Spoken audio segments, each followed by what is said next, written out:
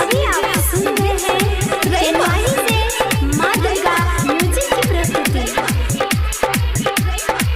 अहाँ के देखलौं जहिया सरानी हमर दिल अहीं पर अटकल अहाँ के देखलौं जहिया सरानी हमर दिल अहीं पर अटकल देखली सुंदर रूप अहाँ के देखली सुंदर रूप अहाँ के वही दिन से मन हमर भटकैया अहाँ के देखलौं जहिया सरानी हमर दिल अहीं पर अटकल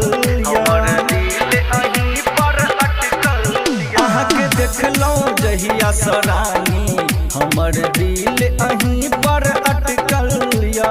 देखली सुंदर रूप अहाँ के देखली सुंदर रूप अहाँ के वही दिन से मन हमर भटकैया अहाँ के देखलौं जहिया सरानी हमर दिल अहीं पर अटकल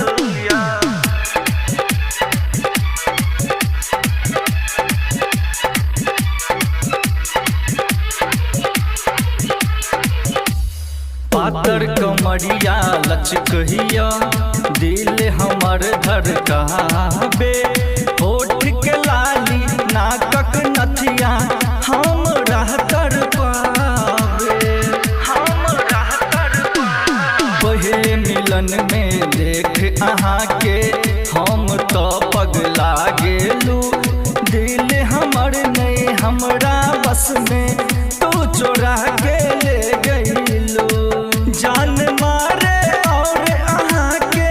जान मारे और अहाँ के कनवाली जे दूनू लटकलिया अहाँ के देखलौं जहिया सरानी हमर दिल अहीं पर अटकल अभी आप सुन रहे हैं रेलवाही से माँ दुर्गा म्यूजिक की प्रस्तुति।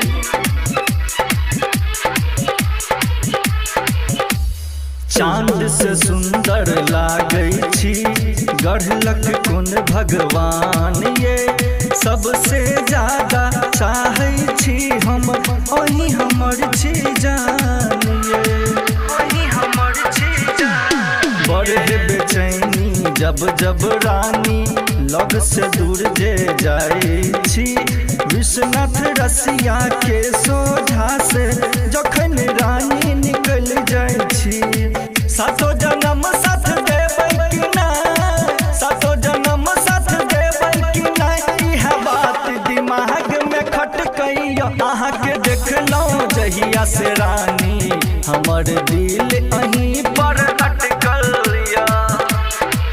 अहाँ के देखलौं जहिया सरानी हमर दिल अहीं पर अटकल देखली सुंदर रूप अहाँ के